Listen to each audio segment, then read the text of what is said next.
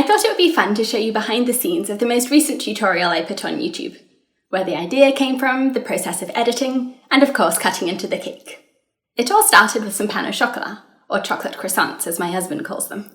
I don't usually buy desserts because I bake so many myself, but while I was shopping I had a craving for some pain au chocolat, so I found some frozen ones that were unbaked, and I brought them home, put them in the oven, and while they were baking, I had the idea of making a cake. That was a cake version of a pain au chocolat, and decorating it with a Parisian theme or some sort of French theme.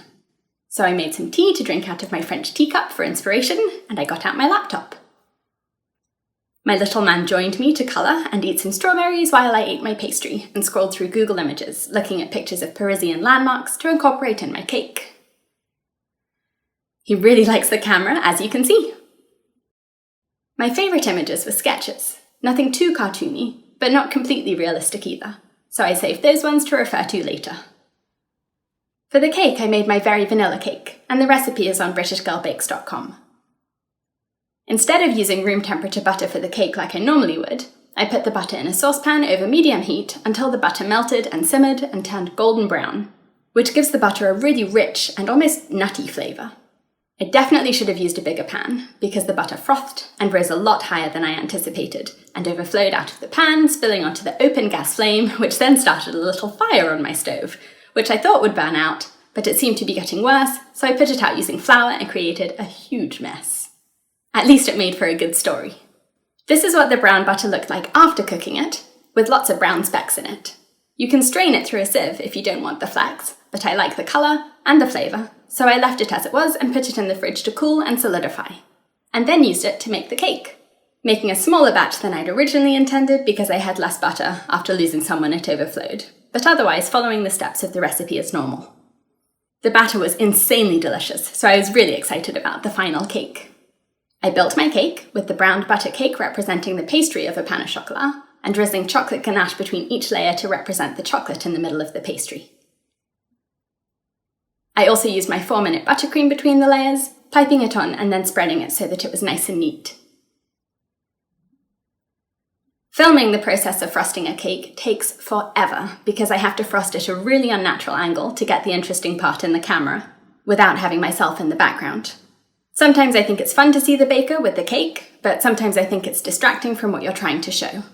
Anyway, I stand on one side of the cake to apply the frosting, and then run around to the other side to smooth it, so there's a lot of back and forth, which you can see in this sped up version of me frosting the cake. You can see how I decorated the cake in my tutorial on this cake, and I've put the link in the screen and in the video description below. What I didn't show in the tutorial is this little cafe I tried to paint, but I hated it, so I ended up scraping it off.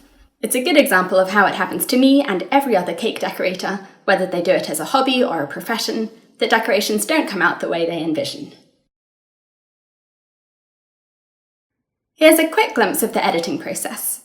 I took 39 video clips for the tutorial and ended up using 28 of them. I trimmed down the clips to go from over 2 hours of footage to the typical length of my tutorials, which is between 7 and 10 minutes long.